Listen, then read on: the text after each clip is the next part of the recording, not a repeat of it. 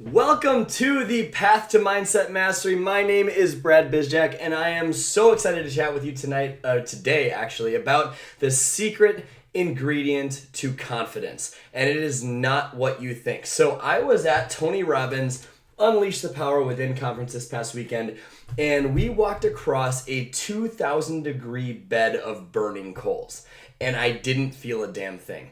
And it got me thinking, wow, how did I establish this much confidence to walk across a burning bed of coals? And it was the third time I've done it, but each time I come back thinking the same thing, how in the hell could I do that?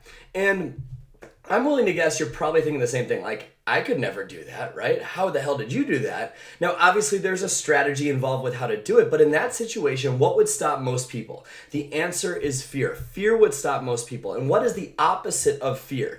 Absolute confidence, absolute certainty. So what could you do in your life if you had absolute certainty, absolute confidence with everything that you did? If that was you, what could you accomplish? Any fucking thing you wanted to accomplish. That's what you could accomplish. And this will make more sense in a minute.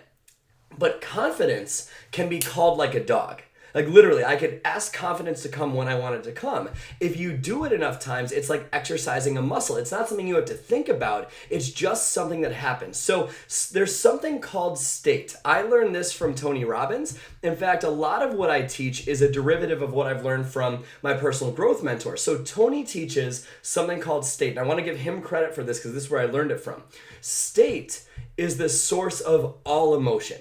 State, okay, that's the source of all emotion. State is how you go through life. And think about this, if you're in a depressed state, will you walk across fire? If you're in a depressed state, will you have the confidence to walk across fire? No, right? Will you ask that person out on a date? No. Will you apply to that job if you're in a lower state? No, you won't do it. If you're worried, will you do it? No. If you're just kind of hoping it works out, will you do it? No. So state is the thing that gives you certainty to attack life. That's what it is. It is your emotional state. And there are three things to state. I'm going to talk about one of them today. But before we go into that, the first is your language, how you talk to yourself and the words that you use. I talk about this in my video blog post, 7 Keys to Stay Positive During the Fall Season. We talk about transformational vocabulary. Second thing to state is your focus. Wherever focus goes, energy flows. If you focus on what you don't want, you're going to find it. So there's another video blog post I did called Getting Out of Your Rut When You're Feeling Stuck, Part 1. That's where we'll go through focus. But when you pair those two things with what I'm going to talk about today, you will feel confidence in every situation that you face. That is a promise, guys. You will feel confidence in every situation that you face. So the third and most important part of state is your physiology. And I'm going to show you how to use your body that makes or breaks the confidence that you have. Physiology is the base of everything. It is the base of all of your confidence. So think about this. Where does energy come from? Is it food? Think about food. When you have a lot of food, does it give you energy? Tony Robbins gives the example of Thanksgiving. When you eat the meal at Thanksgiving, do you have energy and want to go for a run afterwards? Or are you absolutely exhausted? You're exhausted. Is it sleep? No. How many times have you had 8-9 hours of sleep and you're still absolutely exhausted? No. Energy is a choice. Energy can be awakened in seconds. So think of something you want to achieve. You will not take action on that goal until you have absolute certainty that you can do it, right? You will not take action on that goal, or you won't take the massive action that you need to take to get to that goal unless you have absolute certainty, right? And all people won't take massive action until they have absolute certainty they can get somewhere. So even if you want to change your life, you will not do it until you have certainty. So the first part of this, before we actually get into the physical things you can do, is practicing it in your mind until it's in your body. It takes you from a cognitive understanding of a goal, like knowing what you want, to feeling the goal emotionally, right? This is what most people do with affirmations. It's where they say I earned 6 figures by this date, or whatever those affirmations are. You feel it and you start to think about it emotionally. But where it builds a sense of certainty is when you do it with so much physical, emotional intensity.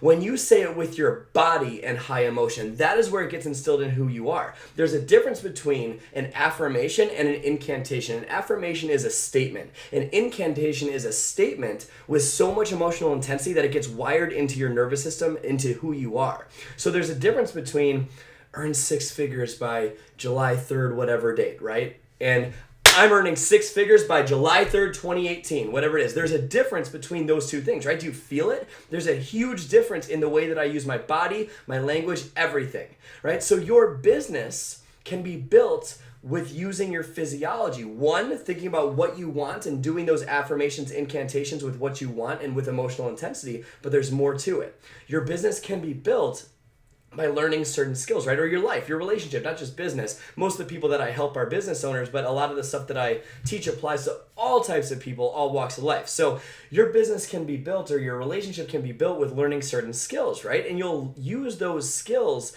the proper way only when you're in a state of absolute certainty. You'll only master the skills when you're in a state of certainty. Fear will dissipate when you're in a state of certainty. That's why I was able to walk across fire. But here's the thing.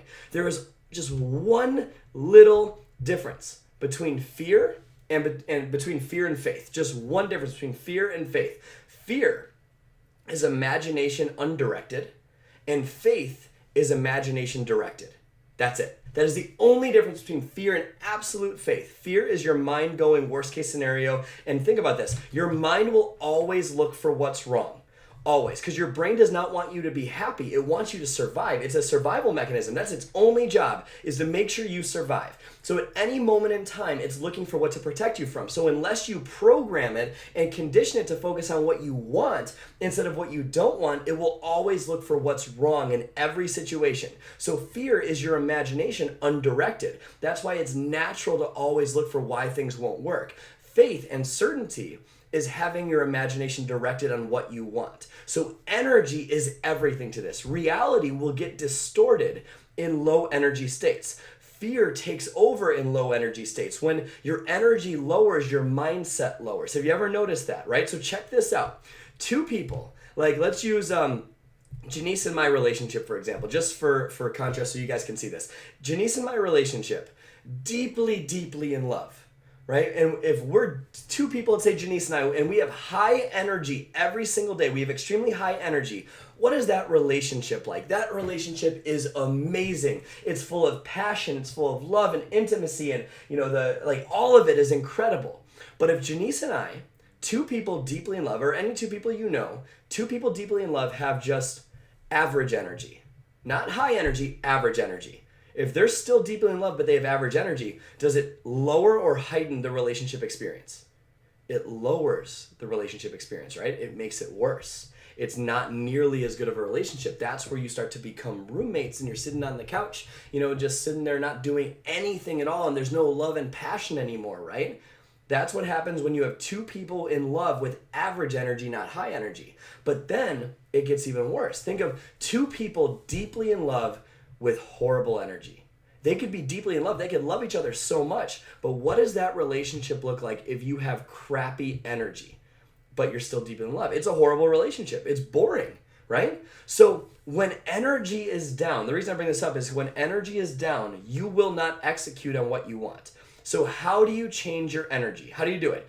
A radical change in your physiology. That is how you do it. A radical change in your physiology immediately, like sudden, is how you change your energy. So notice what you do with your body. Now, if you're listening to the podcast version of this video, you obviously can't see me, but think of what you would do with your body when you're in these states. So notice this.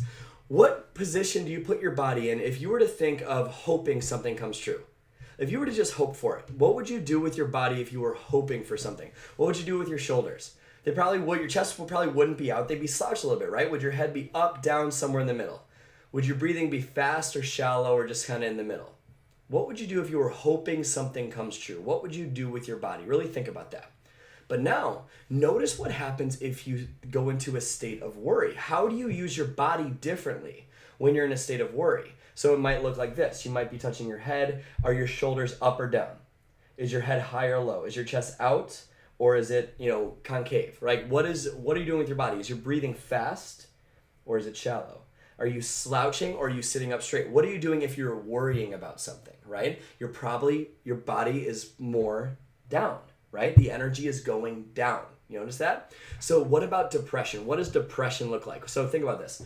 Would you agree this is kind of like depression? You're kind of just down, right?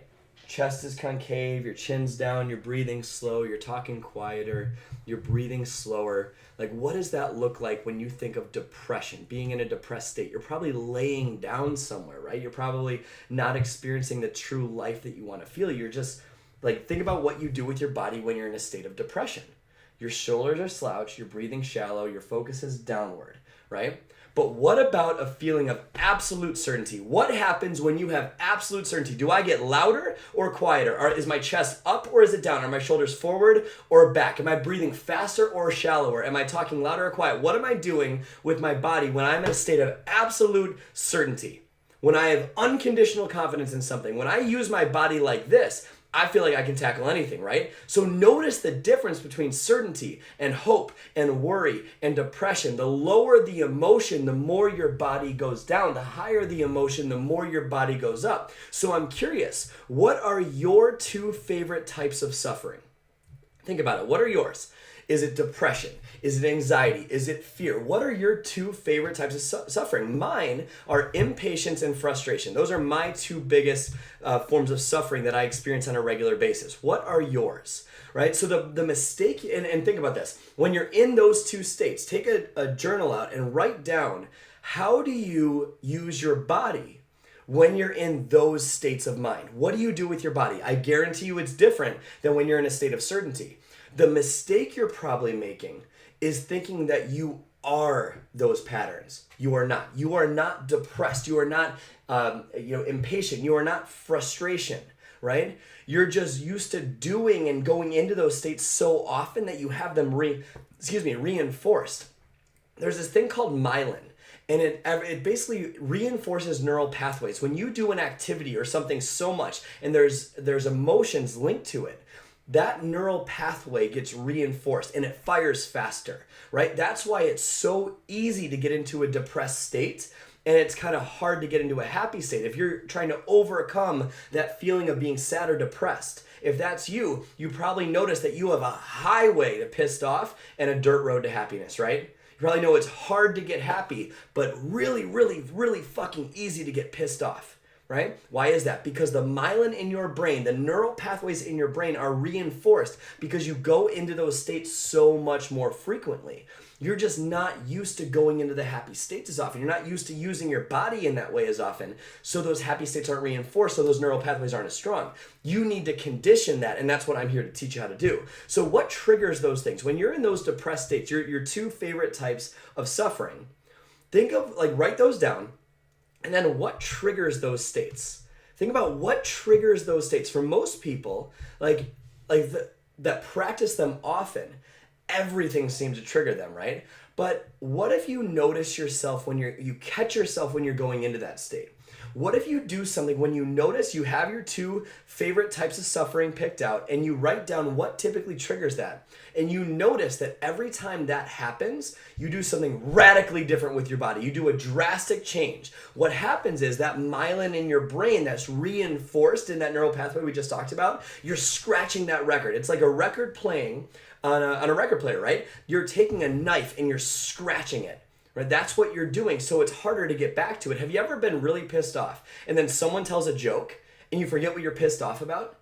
That's what's happening. You're breaking the pattern of that neural pathway in your brain, and you can't play that record if you scratch it enough times. So when I have rapport with a client that's telling me they're really, really depressed and they're going into this depressed state, they're down here, and they're telling me about all the things that are wrong and they're crying and all these things are going on and they're saying why they have such a hard time with things. If I have rapport with them, if you don't have rapport with them, this will not work. But if I have rapport with that person and they're in that down state, I'll literally say to them, when was the last time you had an insane orgasm?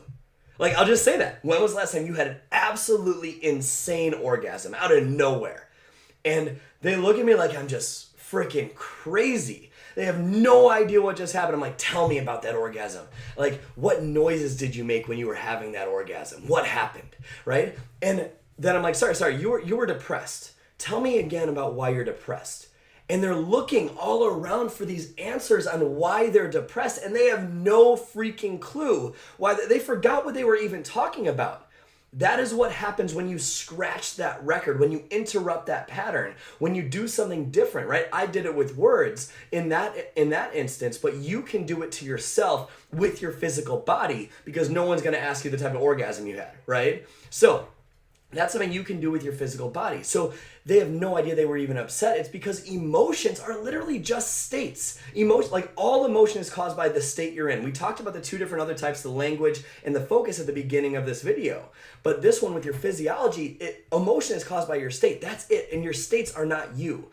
A lot of people take this identity behind being a certain emotion. That is bullshit. Think about this. Anxiety, depression, fear, sadness, it's all a state because you felt depression and you felt extremely happy, right? So then you would have to say that you're happy and depressed, right? You're all those things. They're not something that's not who you are. Seriously, how many people do you know that take antidepressants and are still depressed?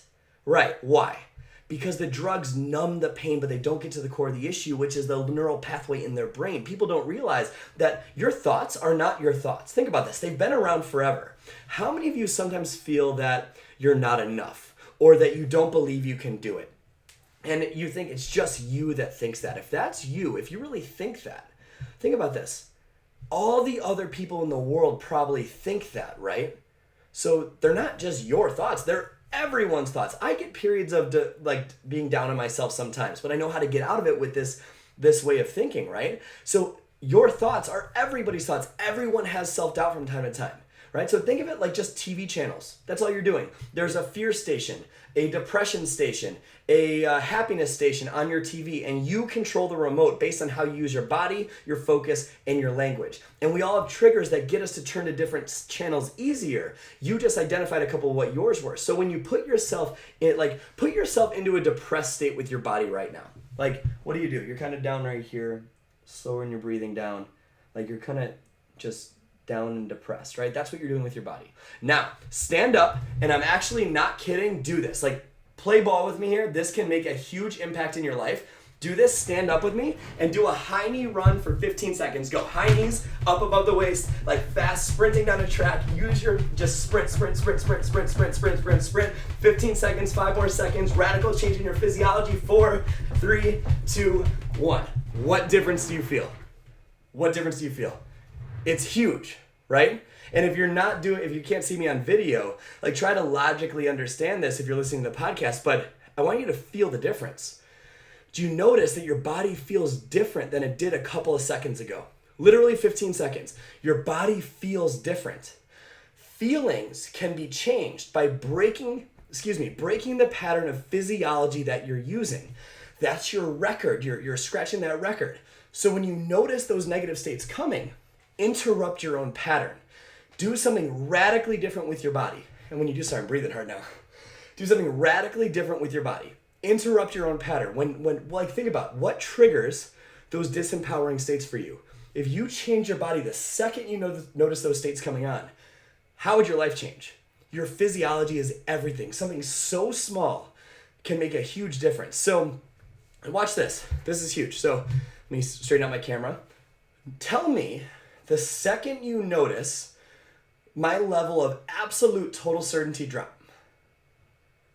Did you notice it? Right here. That's it.